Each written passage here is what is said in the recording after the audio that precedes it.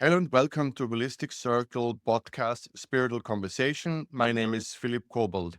We're reaching out to people who are passionate about spreading light, love, and joy and found a way to incorporate their spiritual feelings into their life. And today I'm super excited to have Chris Earnshaw with our guest. And I'm saying hello to you to Tokyo. You're in Tokyo? Yes, I am. Welcome, and I'm very excited to have you here today with us. Thank you. We'll today gonna have, I guess, one of the most interesting conversations I can imagine. We're gonna talk about Victorian times spirituality. You're gonna take us back to the roots of the Freemason society, their connection to Asian spirituality, philosophy, about the meaning of some of the symbols, the structures behind, and they're going to give us an insight, which is very rarely to get from anyone out there. It's a rare treat. I think there are not many people like you on the planet who have looked deeply behind the meaning and the purpose. So the concept of how one can develop its own spirituality, the technical part, the structural part, I think that is a very rare conversation to have. And as we said, it's my lifelong personal super interest. What are the technical, structural sides behind of uh, of giving a path towards spirituality, a path towards light, what works and what don't work. And I think we will have now a tons of information. And I'll let you talk as much as possible because I'm as keen and interested as everyone to listen to you. Yeah. Well, please guide me with some good questions. Otherwise, I go off in tangents all over the place. I'm already a fan. So there you go. So, let's start with the history. Would that help? The history of Freemasonry. So, we know that Freemasonry was established by three Grand Masters in London in 1717. But my interest has been looking at the social issues of the time that would, first of all, interest that people would be interested in a group like Freemasonry. And secondly, the government at the time was very cautious about people setting up organizations. Uh, the reason being that England was a Protestant country surrounded by Catholic countries, such as Scotland in the north, Ireland in the west, in the south was France and Spain, and then the Spanish Netherlands. And so um, the government was Protestant, but the king was Catholic. And so this situation during the time of the Stuarts, which is 1605 to 17 something, um, was a very difficult time. And there were a lot of revolutions and there were invasions by armies coming down from Scotland. The last one, it was, I think, 1749, which is 30 years after Freemasonry was established. The Protestant government was wary of secret organizations plotting to overthrow the king, and so they were very wary of the Jacobites. The Jacobites are people who followed King James. Jacob is Latin for James, and so there were these groups, and most of them came from Scotland. Some were already in France. Um, then King James, at the beginning of the reign, King James the Second had fled from England to France, and then the throne was vacant for a while. So this is the kind of background that there was suspicion of Catholics, put it that way. And of course, the Inquisition was still active in Europe, and there were Jesuits in England as well. The Jesuits were treated slightly different because they were seen as being educators and teachers rather than um, rather than Catholic priests. And of course, all the Catholic churches and monasteries had been closed down by King Henry VIII in 1543. So um, the situation was very tense. And so now a group of three educated men set up this organization called Freemasonry. And so I looked into the background of why they would do this. And that's the raison d'etre of my books on Freemasonry. My books, I have 5 books now. They're under the title of Spiritual Freemasonry, because I believe that early Freemasons were teaching a form of spirituality. Nowadays, So if you ask a uh, Freemason, I need to hear my first question as much as I'd love to hear you talk, because the logic question would be now, was their background, what was their like their spiritual teachers, their knowledge, because they didn't pull it out of free air, I guess. So they right, must have right, stood on some foundation, and let's not go yes, into all the crazy internet conspiracy theory because that's not what you really like. But there is, right, of course, a lot of talk that there was knowledge that supposedly came from all kind of different spiritual organizations into that early yes. Freemasonry. So, what can you tell us for real? What was their background? So this was the time of firstly the Enlightenment.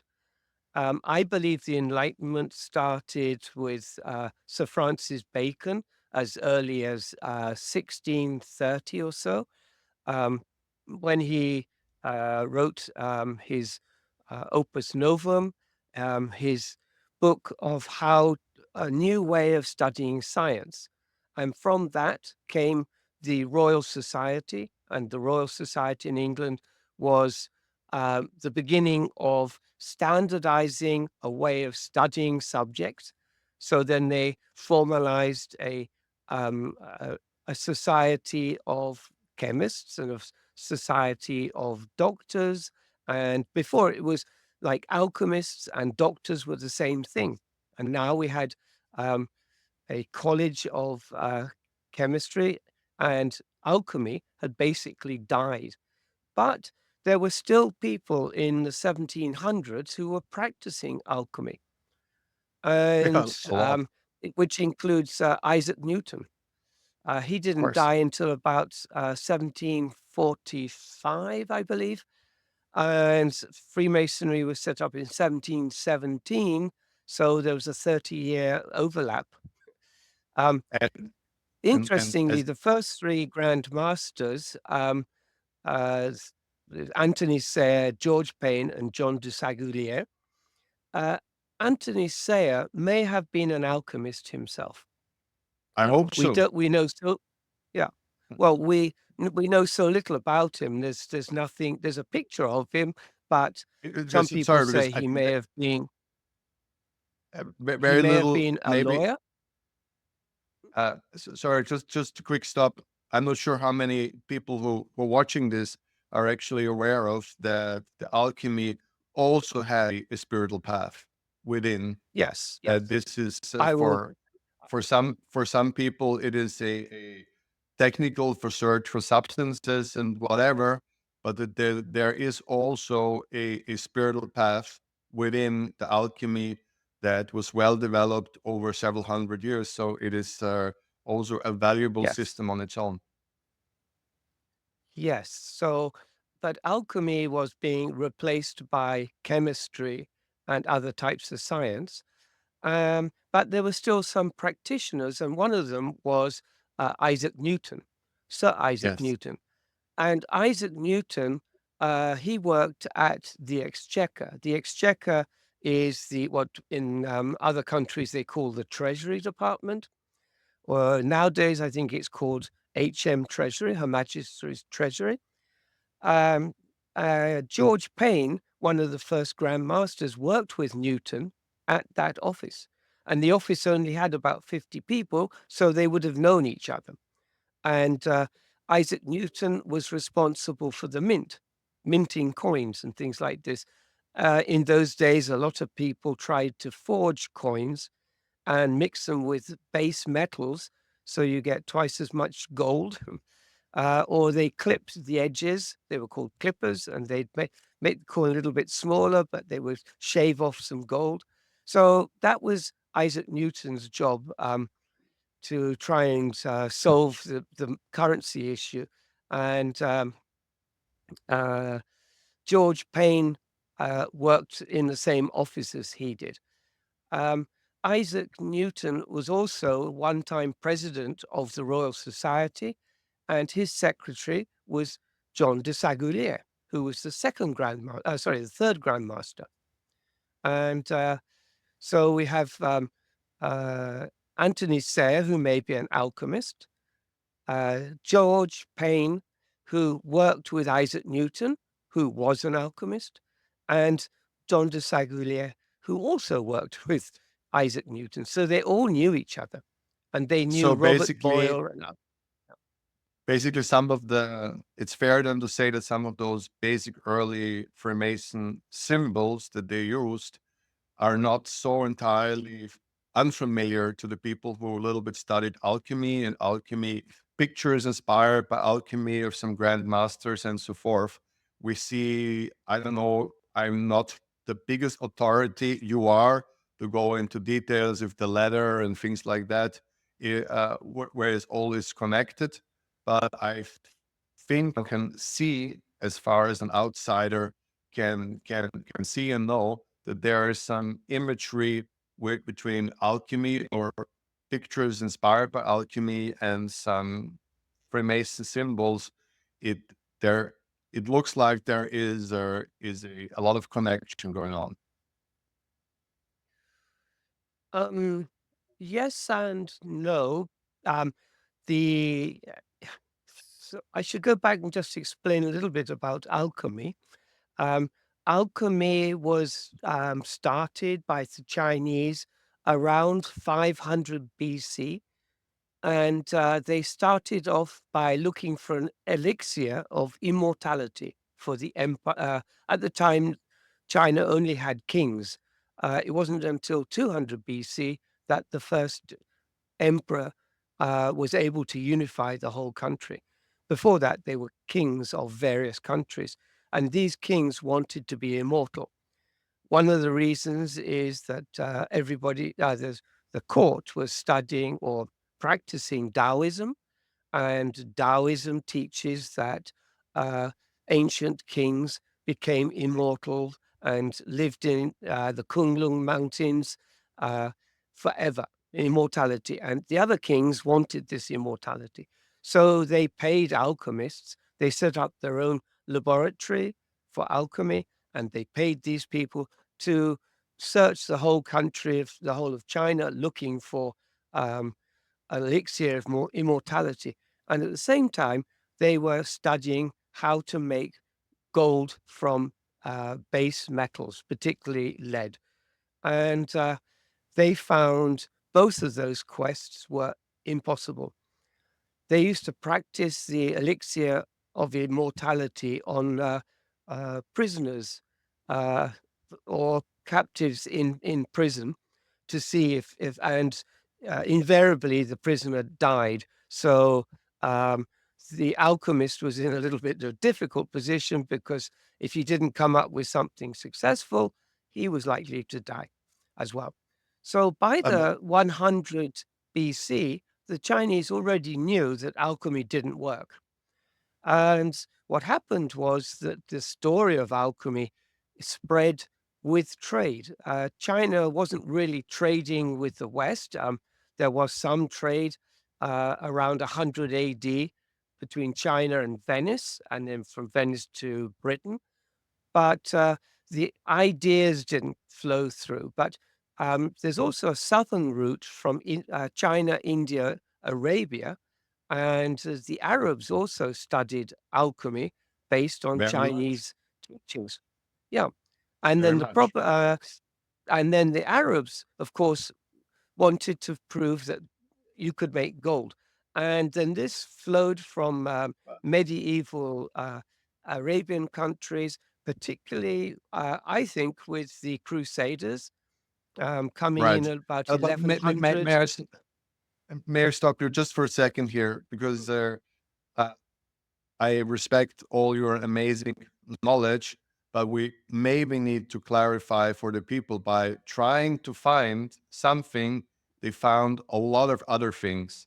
And the whole medicine, herbal medicine, especially the Yeah, Arabians. So a lot of people who were studying alchemy and the search for the elixir found tons of medication that we might, some of the yeah, remedies right. still are using today.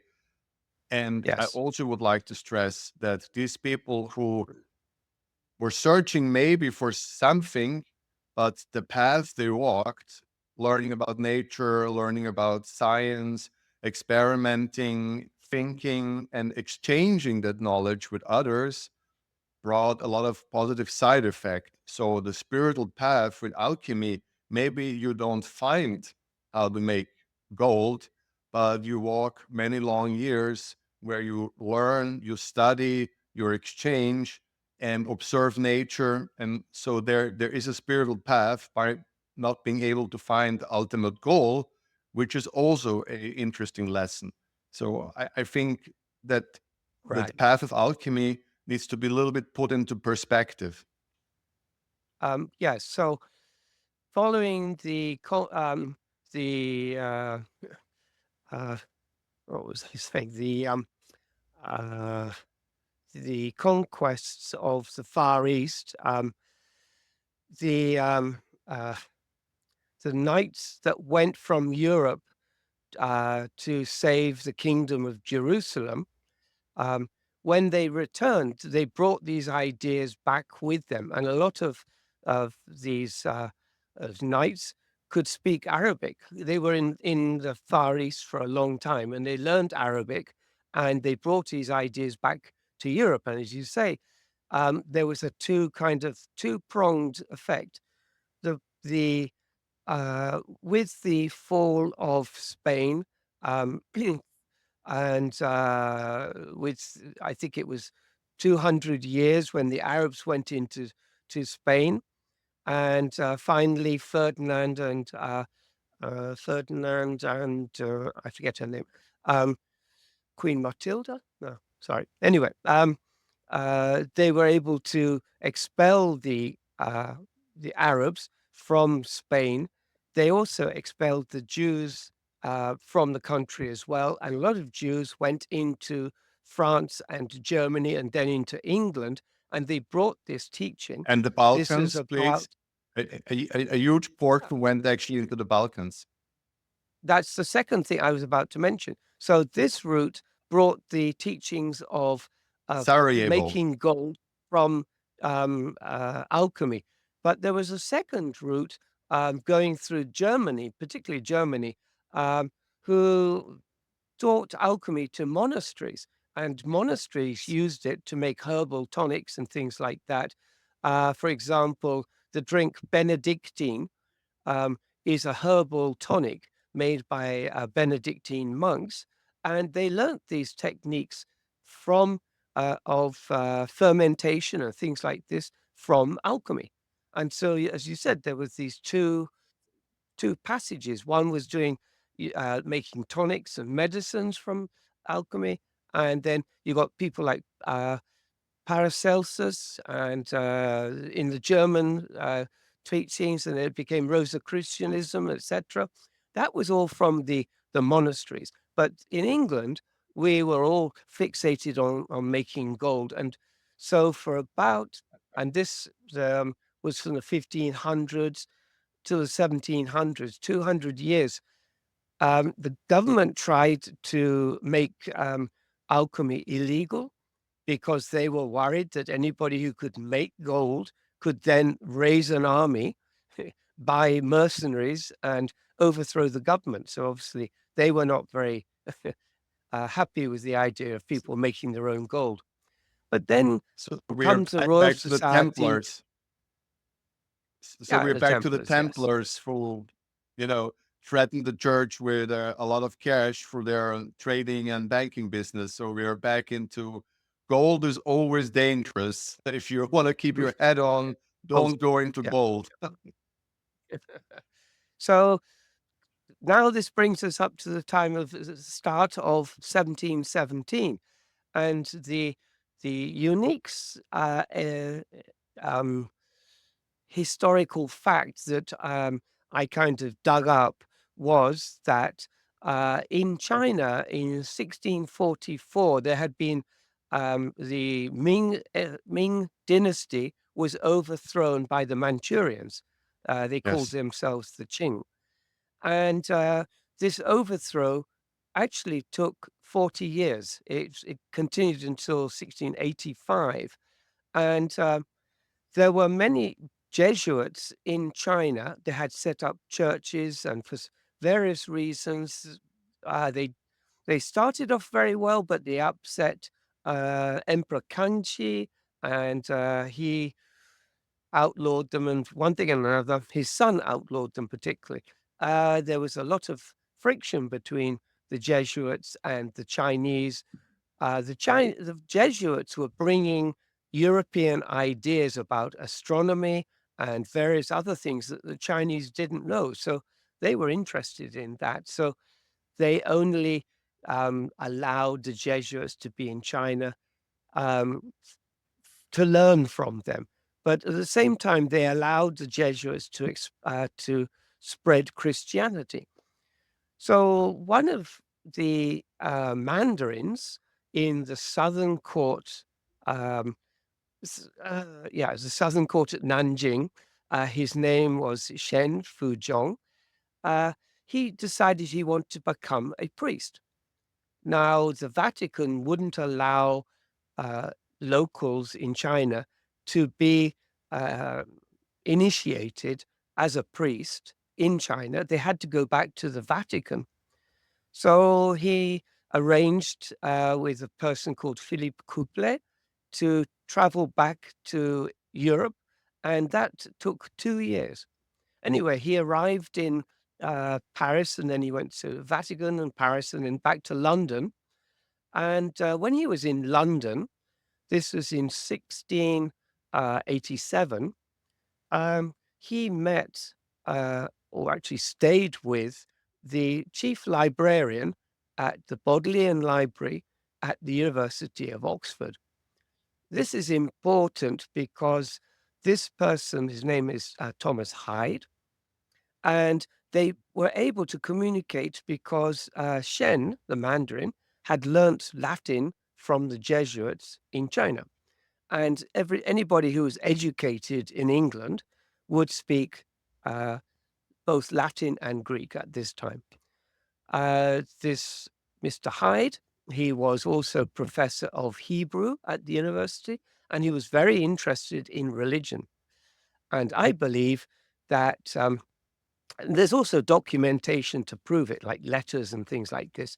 But uh, Shen taught Hyde about Daoism, and nobody had heard about Daoism. And I've got here famous book. I don't know if you can see it, "The Secret of the Golden Flower," um, as a preface by Carl Jung. This is the Taoist Chinese text that was translated in 1920s from German, then into English, but it had been written probably 400 years before, in the 1600s. And before that, it was an oral tradition in the Taoist faith. So the contents of this book, there's two ways of thinking. Either there's a copy of this book at the Bodleian Library, and the librarian brought it and showed it to the Mandarin, and the Mandarin explained it to him. or the Mandarin explained Daoism to Mr. Hyde, and he made notes and wrote it down. The reason I say this is because I went to London University for my bachelor's degree. I went to SOAS, School of Oriental African Studies. I did Japanese and Chinese there, and I studied the works of Mencius. Mencius is the pupil of Confucius. And I was really taken by Mencius. I think the way he explained things, uh, his focus on education and trying to lift people out of poverty, uh, how to how populations could help a government be successful. So instead of starving peasants, it would be better the government to feed the peasants. There was all sorts of philosophical questions in Mencius. I really enjoyed it. And so in 2016, I was invited to a lecture series in Taiwan, in Taipei, in Taiwan, and it was held at a Daoist temple. And at the same time, they asked me if I'd be interested in being initiated into Daoism. And I said, yeah, this sounds a great opportunity. And the first thing I noticed was that it is exactly the same as the first degree in Freemasonry. Now, this really surprised me. It so many elements. For example, in Freemasonry, we have three senior officers, um, the master of the lodge, the senior and junior wardens. In Taoism, they have the head of the temple. His name is the light transmitting master. They have two other officers. One represents the sun, one represents the moon. In Freemasonry, the wardens also represent the sun and the moon. So this kind of, I thought that's, and then more and more things started opening up. Um, and the more I studied it, the more it was exactly the same. So what I believe happened was that the Mandarin Shen had told uh, Thomas Hyde about these things, and Thomas Hyde was very familiar with King James II. He was often called to court as the government official translator. He spoke many languages, including Persian and, of course, Hebrew and Greek and other things. And he brought with him this Chinese Mandarin. And the king was so impressed by the conversation the Chinese Mandarin he had with the Mandarin that he had a painting made of him, which is now in the Queen's collection in Windsor Castle. Uh, it's called The Chinese Convert, and you can see it on Wikipedia. And it's, yes, so what I think happened was that through um, Hyde, knowing the people in the Royal Society, knowing Newton, he knew Boyle. He introduced the Mandarin to Boyle, and the three Grand Masters were all secretaries or very closely connected to Newton and other people in his circle. And when they heard this story about the Chinese um, spiritual practice as taught by Taoism, they thought that they would like to propagate it in England. Well, this is very timely because in the 1660s, uh, imports from China had started to come to England. It's the first thing to come in the 1660s was Chinese tea.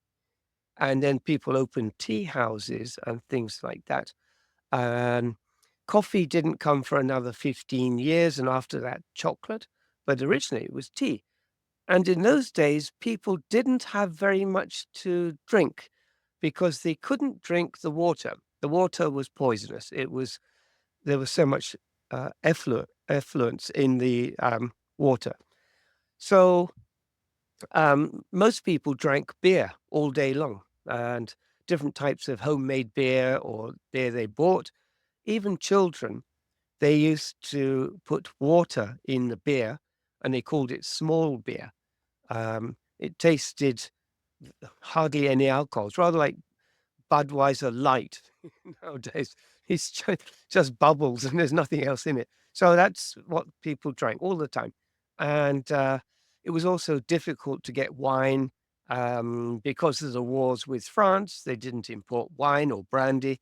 So they did have gin because King William III, he was Dutch and he uh, promoted the production of gin. So they had tea, gin, and beer. After They're also tea, drinking some kind silk. of vinegar Yeah, it would taste pretty bad. Yeah. Um, there. they after tea, silk came in, and we have some pictures in the National Gallery of Sir Isaac Newton wearing a completely silk gown, which would nobody had seen silks. They'd seen bits of silk, and mostly the royalty had silk because it came across the Silk Road to Venice and then to England. It was very expensive, but now it was coming in large quantities.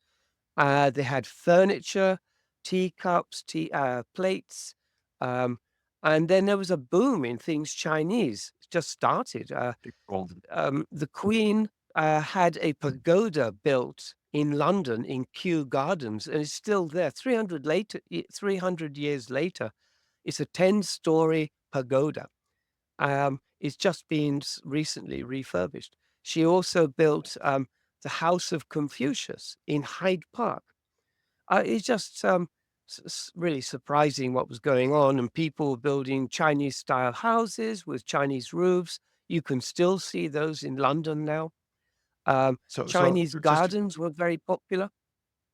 just to quick Yes, clarify, so you're saying that the founders of the Freemasons took knowledge from some parts of alchemy, some parts from China, some parts coming from the Middle East, and incorporated all of it, or you're specifically thinking that the main influence came from Taoism. Is it a mix, or is there a leading influence? Just to right. clarify what you So have told us so far. yes. So, in originally there were only 2 degrees in Freemasonry, and I believe that they copied the idea because there were also already lodges of operative working Freemasons in London. They were there to rebuild St Paul's Cathedral. It had burnt down in 1666. The Great Fire of London burnt down hundreds of houses, and rich people bought up land and they wanted, like Buckingham Palace in London was originally the townhouse for the Duke of Buckingham, and he sold it to the king. I think it was King George I, and then it became Buckingham Palace. But before it was just a rich man's townhouse, and there are lots of houses like that in London if you know where to look. So uh, I digress. Um, what seems to be is that the first degree is a complete copy of the Taoist light transmission ceremony. Uh, the second degree is based on alchemy, and you can see if you start looking in detail, you can see all the alchemical terms. The third degree is a mystical degree, and I think it's based on some mystery plays that the guilds in England had been putting on for several hundred years. This story You talk goes about back. the cathedral, the knowledge that came from the East and went into the cathedral building in Europe. I think you're talking about that path of knowledge that came.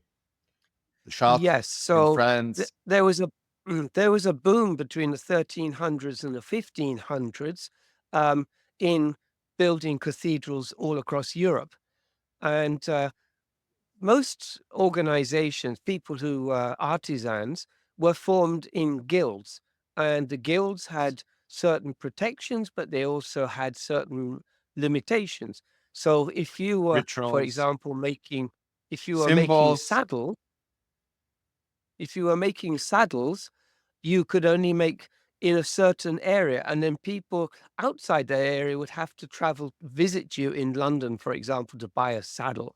If you're making what they call fletchers, people who make arrows, they put the feathers on arrows, then you'd have to go to a certain, like Coventry, to buy your arrows. And so guilds were restricted where they could work. They also had apprenticeships. But Freemasons, not a guild, it's a fraternity. And that meant they were free to move around the country because they had to go from different building sites. Once the church is built, they had to go to another building site. So they were traveling around Europe. There were Italians in France building. There were all sorts of Masons from all over the place, different fraternities. And so these fraternities and guilds had a patron saint, whatever her name was. Um, and often they weren't all the same. Each guild would have its own patron saint, and the saint has its holiday, holy day. And on that day, there would be a festival. Well, these festivals got larger and larger. First, they were banquets. And so in the and of course, the guilds in England started around the 1100 in England. And then they started as banquets, and then they had a play, and the play got bigger. And then after a time, they started touring the area. They would tour for like 1 month of a year, and it became um, let's see, an honor to be included in this play, and they had to learn words, etc. And you can see this in Germany, for example. Oberammergau has been doing the same play since 1600 every 2 years. I think it's every 2 years. And this is what it was like. But in Europe, so these were sacred plays. There were different types. There was a mystery play, and then there was a miracle play. But some of them were kind of mystery plays, like the death and resurrection of Christ. So what I believe happened was, because of the government's suspicion in the 1700s of groups, the Freemasons said, "We are Masons and we are putting on a play. This is what we've been doing for hundreds of years. And the third degree is the death and resurrection of Christ." Well, it isn't, but that's probably what they said, so that the authorities would not look into them too deeply. In fact, it is so the first degree is the awakening of the soul. The master brings light from the east to the candidate in a Tao temple. The Tao master, his name is the light transmitting master. That's his name. And he brings the light from, uh, it's not the east. So they don't think of, this is a very Catholic idea that all churches had to face east. The Daoists don't believe that. So they bring it from the universe, the light from the universe to the candidate, and that wakes the soul. That is the first degree in Freemasonry. The second one is to do with alchemy, and it has all these symbols and hidden things in the ritual. If a person is awake, if he's awake to these things. If he's not awake, he won't see it. And then the third degree is this mystery play that was put on. And this is when would like that. the ladder comes into the story. There isn't a ladder, but it's a sort of in the mind's eye that energy is increased in the candidate by walking around the lodge. We call it circumambulation. And then he is raised up uh, by the strong grip or the paw of the Lion of Judah. Paw of the Now, Lion now, of and Judah. What? now I need Sorry. to stop you there, and Yes. it's fascinating, and I can have another 10 hours listening to you because This is the stuff that I've been deeply involved the last more than 30 years of Great. my life. I've been in exactly the same questions and thoughts, not as deep as you, but I've walked other paths. But the knowledge is repeated.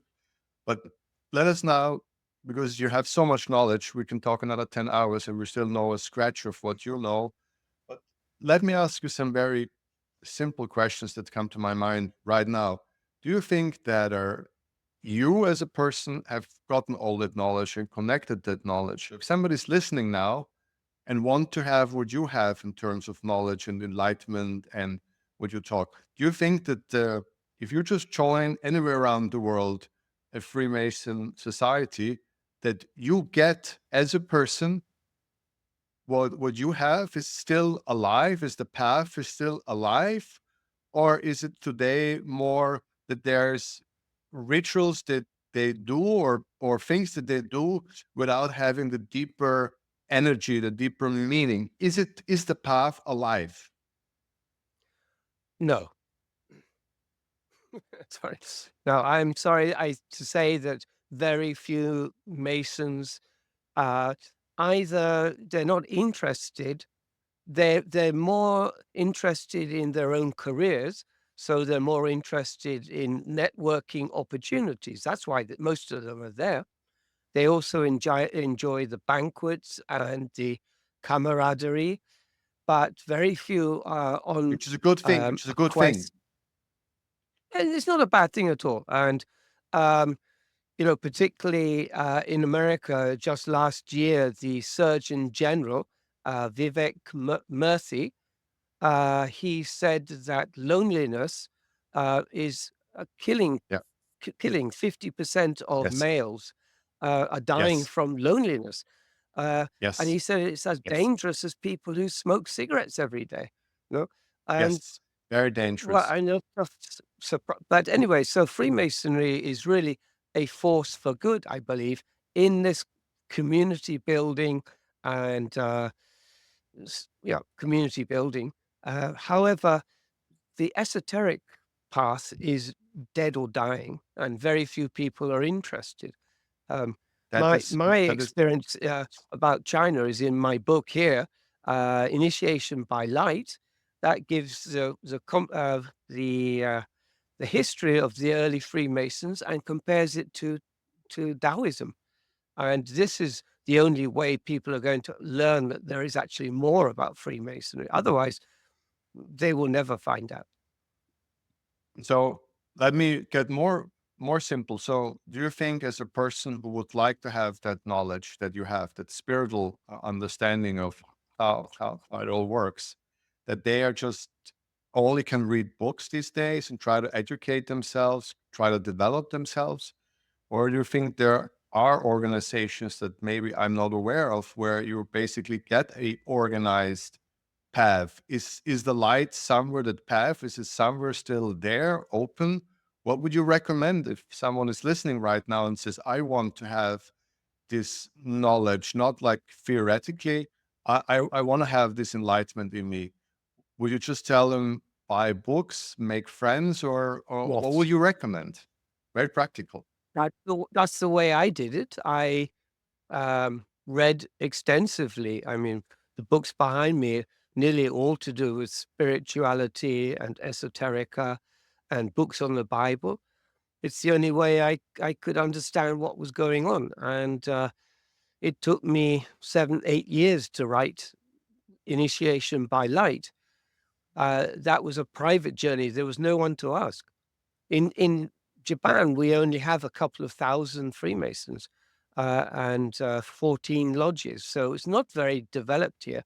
But nobody seems to be that interested in esoterica in Japan, and that's probably similar worldwide from my experience. That's that's not the happy ending I was looking for. No, it isn't. But the thing is, when you read this, it changes. I'm fairly sure it changed me to write the book. And so now I actually teach other people about spirituality and things like out of body experiences, which is the basis of this book, The Secret of the Golden Light, tells you how to have an out of body experience. Why is that important?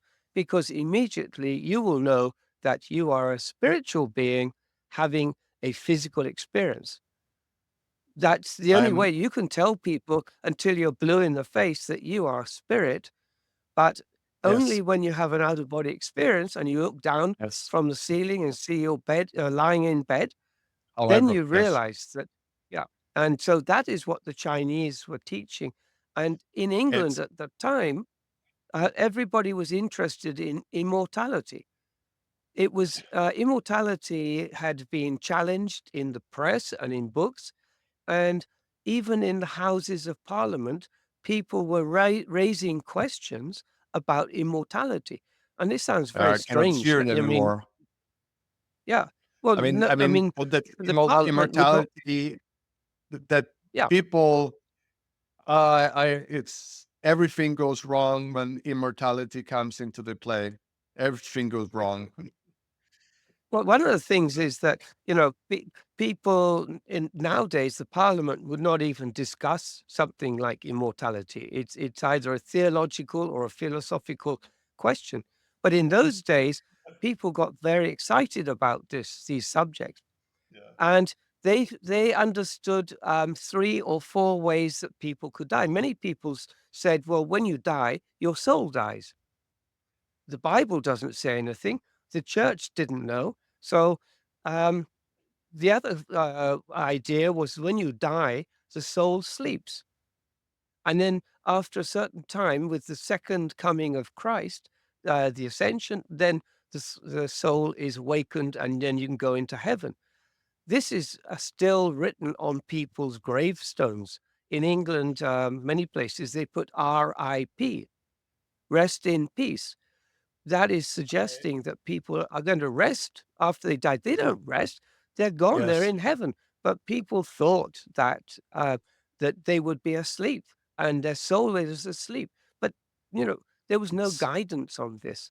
There were other Yes. ideas as well. It's that only the chosen would get into heaven and the other people who failed the examination didn't get into heaven. So this was, Yeah. I mean, It's this killing was everything. serious in those days. People used to fight about these things, physically A fight lot. about them. Yes. And So yeah, of course, basically, wars. Yeah. so So, we're watching it. so what exciting about this book is that the Mandarin Shen told Thomas Hyde that you can experience immortality without dying. You can prove to yourself, you can prove to yourself that you are spirit. And that Yes. would have been very exciting in those days when there was so much misinformation, so much Yes. superstition, and the Catholic Church still, um, particularly in Europe, was very, very powerful. In England, it wasn't so powerful, but yes. So you made an enormously important point, and I think I understand. I hope that the people who've been watching it got the last sentence because I think it was one of the key. Because once, just to rephrase you, once you have physically, that's what you're saying, because I know what you're saying. Once you physically have understood immortality or the spirit or the connection with a higher being or whatever terms you use, once you realize it's not a philosophical or a book thing, once you understand that this is a real thing, the perspective is changed 1,000% because you're not talk anymore theoretical. You talk from a Right. real life practical experience that Yes. changes you forever on, Yes. and it can't be helped. This And the is other what you're thing is, saying. after you've had an out of body experience, and I've had 12 so far, but you don't fear death. Death means nothing to you because it's just a transition from A to B. It's like walking into another room. It isn't the end of everything. You are immortal. Your soul lives forever.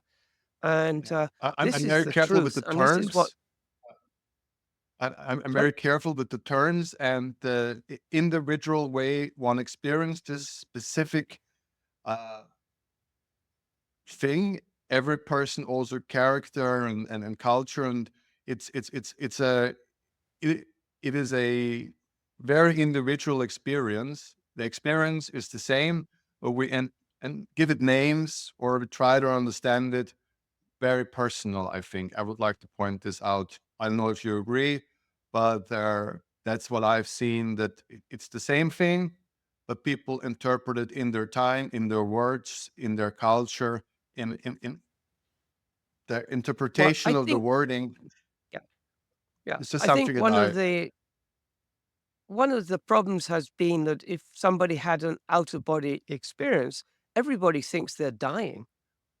I'm on the point of death. I'm going, what happened to me there? And it makes them very frightened. So in old days, people tried to ignore this concept of what we call astral travel. um, However, in China, they were much more open to exploring these ideas.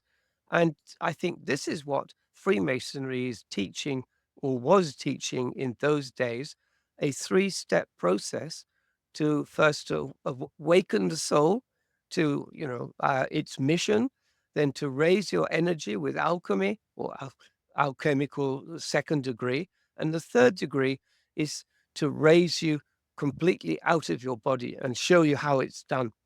And that experience would have been very exciting, um, very advanced. It just for that period, because oh, of everybody's background, they would have kept it very secret as well. but this is another unfortunately really coming to an end now. And this last sentence on its own is a whole nother hour to talk about the purpose, or is it good or is it not good? Is it important to be secret? Should you filter the people who are privileged to the information? That's a whole nother hour, because it's a lifelong question that I've been running and over. Is it good to filter strongly, or should it, just throw it out there and whoever picks it up, good luck? And is there only good in that path, or does it also create evil and all of it? So this is a at least one more hour talking to you on just that very important. And I think it is important to think about that, but just to Mhm. disagree with you in the end, that knowledge that you're talking about is as new, as advanced, as exciting as it was then, just today and right now. It is as Yeah, rare, it's as secret as maybe our new secret. You well, can buy the books, you have it online, you can watch the yes, podcast. It's yes, not secret yeah. in terms of there is something that I know that you don't know. It, but the path is as long as it's hard, as personal, as hard work on the individual to reach this position, and the path personally is as long now as it is then. So from that perspective, we are it's nothing has changed. If you want to walk that path, you have a long road ahead of you. And unfortunately, at that time you had an organization that will take you by the hand and lead you, and today we have a podcast, we have your books and other places where we can seek knowledge. Unfortunately, uh, you did not point me in any direction that we can share with the people where you today, except in books and podcasts and meetings and lectures, can find the path. So maybe there is somebody out there, maybe it's you, who knows, who will pick up on that and say, whoa, maybe the world needs a new spiritual organization, whatever name it is, that in love and kindness helps people walk that path. So who knows what we are starting here today? But it was a very interesting, enlightening conversation. I'm looking forward to read some of your books. I'm so sad that I have not come across them so far. That's why I call this spiritual Freemasonry. It's a new type of Freemasonry called spiritual Freemasonry. The whole set of books I'm to so show sad you that I have how not you read can do it them. yourself. Yeah. I'm So so sad it's that, but I'm still young, so this is now the time. I can yeah, see my ordering list for Christmas reading list just gotten longer. I'm so great. looking forward to read it, and hopefully, maybe at some point we will have another conversation because I have a feeling. I mean, I know I could talk for 10 hours straight, and we still have ways to go. We didn't talk about Spanish monasteries and the blue light. We have not talked about the French cathedrals and the meanings in the stones and why they use this material and that glass, and we have not talked about and talked about and talked about the Rome and Sintis, the Gypsies, they call them, and how they brought knowledge from Egypt. And we it is hours and hours of things that we have not talked about that are that. Thank you so much for this conversation today, and it just ends me wanting more. Thank you so much. Well, it's been my pleasure. Thank you.